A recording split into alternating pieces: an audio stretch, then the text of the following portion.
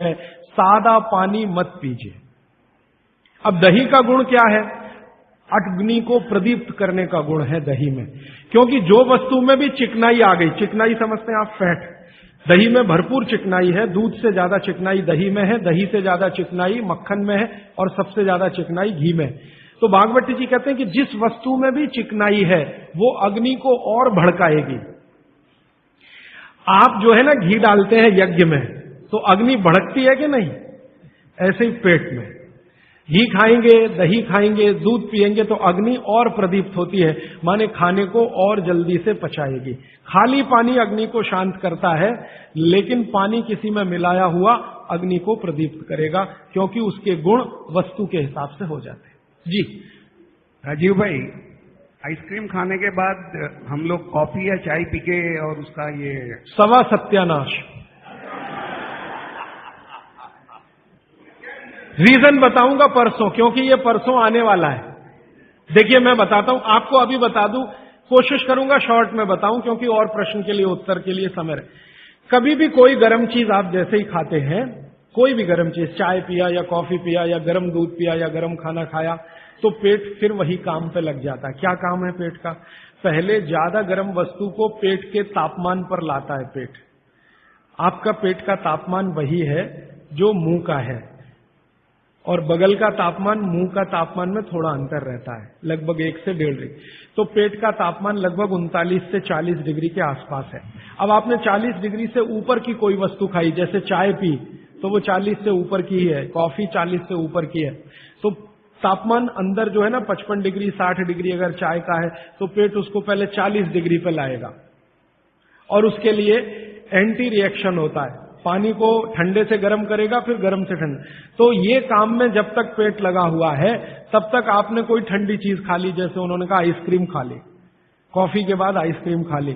अब कंफ्यूजन वहां ये होता है कि क्या करे, वो पहले गर्म कॉफी को ठंडा करे या ये जो गर्म ठंडी आइसक्रीम आई इसको गर्म करे, तो फिर तो बहुत ही कंफ्यूजन होता है। ऐसा कंफ्यूजन जैसे आप गाड़ी चला रहे हैं, गाड़ी, इसको मैं समझाने के लिए कह रहा हूं, गाड़ी चला रहे हैं और हर 1 ही मिनट में आपको 2-3 गियर चेंज करने पड़े, 1 ही मिनट में।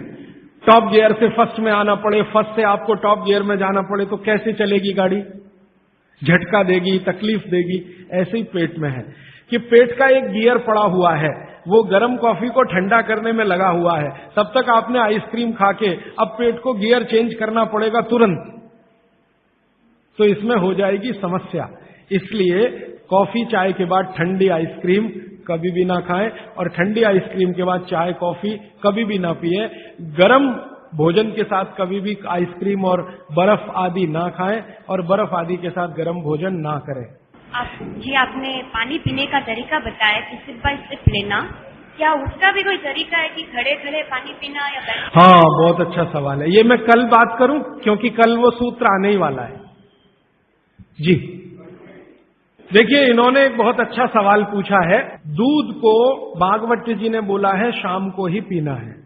अब इनका प्रश्न यह है कि हम सुबह चाय पीते हैं, कॉफी पीते हैं, तो दूध उसमें होता ही है, तो क्या करें? भागवत जी के किसी भी शब्दकोश में चाय भी नहीं है, कॉफी भी नहीं है, क्योंकि भागवत जी 3500 साल पहले हुए। ये चाय कॉफी तो 250-300 साल पुरानी है, ज्यादा से ज्यादा 400 साल पुरानी। तो चाय कॉफी के बारे में उनका पूरा शास्त्र मौन है, माने कहीं एक भी सूत्र ऐसा नहीं है जहां चाय और कॉफी का जिक्र आता है। हाँ, काढ़े का जिक्र उन्होंने किया। काढ़ा आप समझते हैं जो रोज आप यहां पी रहे, काढ़े का जिक्र उन्होंने किया है।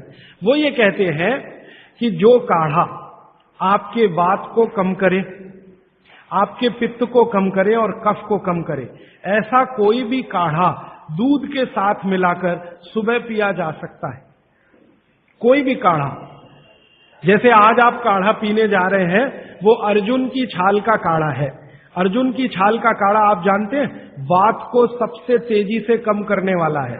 शरीर की जो एसिडिटी होती है ना, रक्त की एसिडिटी, एक होती है पेट की एसिडिटी, उससे भी ज्यादा खराब है रक्त की एसिडिटी। खून की अम्लता ही है जो हार्ट अटैक लाती है। तो रक्त की एसिडिटी को कम करने की दुनिया में सबसे बड़ी ताकत अगर किसी चीज में भागवत जी ने बताई है तो वो अर्जुन की छाल है। तो आज आप काढ़ा पिएंगे अर्जुन की छाल का। और दुर्भाग्य से या सौभाग्य से ये कुछ ऐसा समय है, दिसंबर, जनवरी और नवंबर, ये वात का ही समय है। शरीर में वायु का प्रकोप ठंड के दिनों में ज्यादा होता है। उस समय अगर आप अर्जुन की छाल का काढ़ा दूध में बनाकर पिए तो आपके लिए औषधि है। जी नहीं, गरम गरम गरम, क्योंकि वो औषधि है, भोजन नहीं है। भोजन और औषधि में अंतर बताया। भोजन वो है जो 24 घंटे में आप नियमित रूप से आपके पेट की आवश्यकता के अनुसार खाएं और सालों साल खाते जाएं।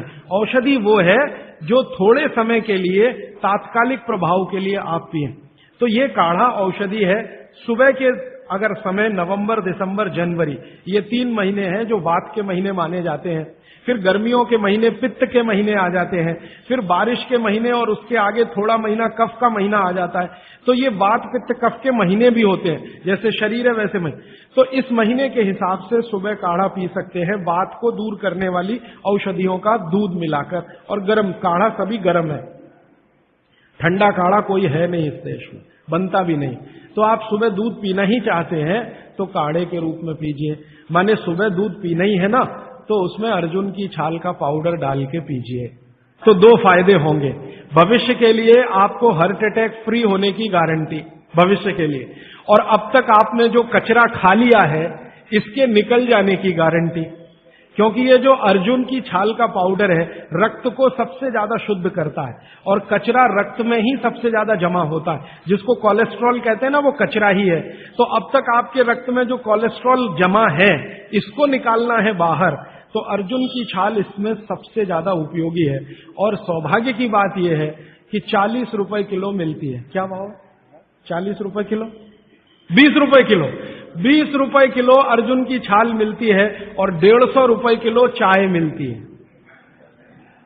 और 1400 रुपए किलो कॉफी मिलती है। और 20 रुपए किलो अर्जुन की छाल मिलती है। तो कुछ तो होशियार बनिए, मारवाड़ी बनिए, कुछ तो अपने रक्त में लाइए, मारवाड़ का, राजस्थान का, गुजरात का।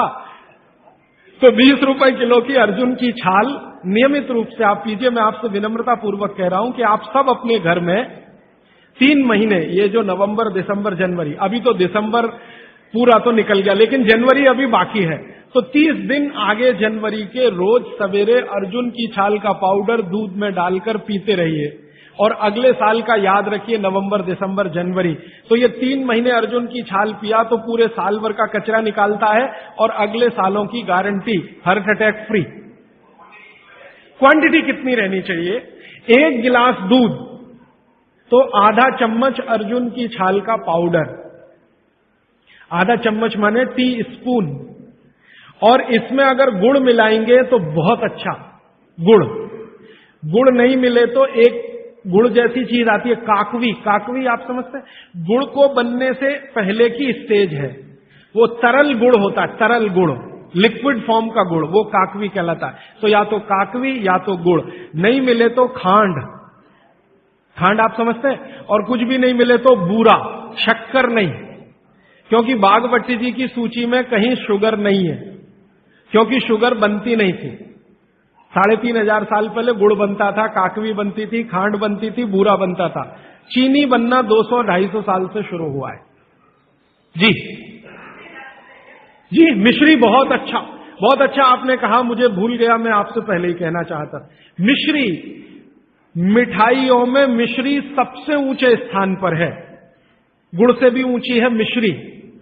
तो मिश्री मिले शुद्ध तो वो डालिए आपके अर्जुन की छाल और दूध के काढ़े में, नहीं तो गुड़ डालिए, नहीं तो काकवी डालिए, नहीं तो खांड डालिए, अंत में कुछ नहीं मिलता तो बूरा डालिए। और बूरा वो वाला जो राजस्थान में बनता है, बिहार में बनता है, उत्तर प्रदेश में, यहां का नहीं, चीनी को पीस के बूरा, तो चीनी ही है, बूरा नहीं है। सोंठ है तो बहुत अच्छा है। सोंठ जो है, अर्जुन छाल सोंठ अगर मिला के उपयोग करें तो सर्वोत्तम वातनाशक काढ़ा होता है, सर्वोत्तम। अर्जुन छाल और सोंठ दोनों का ही गुण है वात को खत्म करने का। तो वात के रोगी तो जरूर पिए इसको।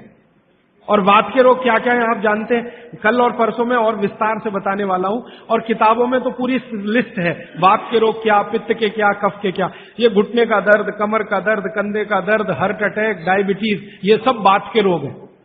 कहा जाता है कि दाल और दही साथ में नहीं लेना चाहिए। बहुत जन कहते हैं तो हम दाल चावल खा लेते हैं और उसके बाद अगर खाने के बाद छाछ पी लेंगे तो क्या वो सही रहेगा? दाल चावल के साथ छाछ, दाल चावल खा लिया मैंने खाने में, उसके बाद खाने के बाद छाछ पीना चाहिए। देखिए इसमें सूत्र ऐसा है, मैं आगे बताऊंगा, ये थोड़ा आज के समय के हिसाब से बहुत जरूरी भी है। जैन अगर आप में से कोई है तो मेरी बात तुरंत समझ जाएंगे। द्विदल समझते हैं? एक दाल के जिसके द्विदल के साथ दही का निषेध है। भागवत जी ने भी कहा है, महावीर स्वामी ने भी कहा है, गौतम ऋषि ने भी कहा, सबने कहा द्विदल के साथ दही का निषेध है। तो अब इनका प्रश्न है कि हमने तो दाल चावल खाया, चावल तो ठीक है, दाल तो द्विदल ही है, अरहर की खाएं, मूंग की खाएं, मसूर की खाएं तो द्विदल है। तो द्विदल के साथ दही कैसा? तो उसके लिए भागवती जी कहते हैं कि कभी भी द्विदल के साथ अगर दही खाएं तो अच्छा है ना खाएं, लेकिन खा रहे हैं तो दो बातों का ध्यान रखें कि दही की तासीर बदलें और उसकी तासीर को बदलकर जैसी दाल है वैसी तासीर करें, माने दही का प्रोटीन कंटेंट बढ़ाएं, वैसे तो है और ज्यादा बढ़े।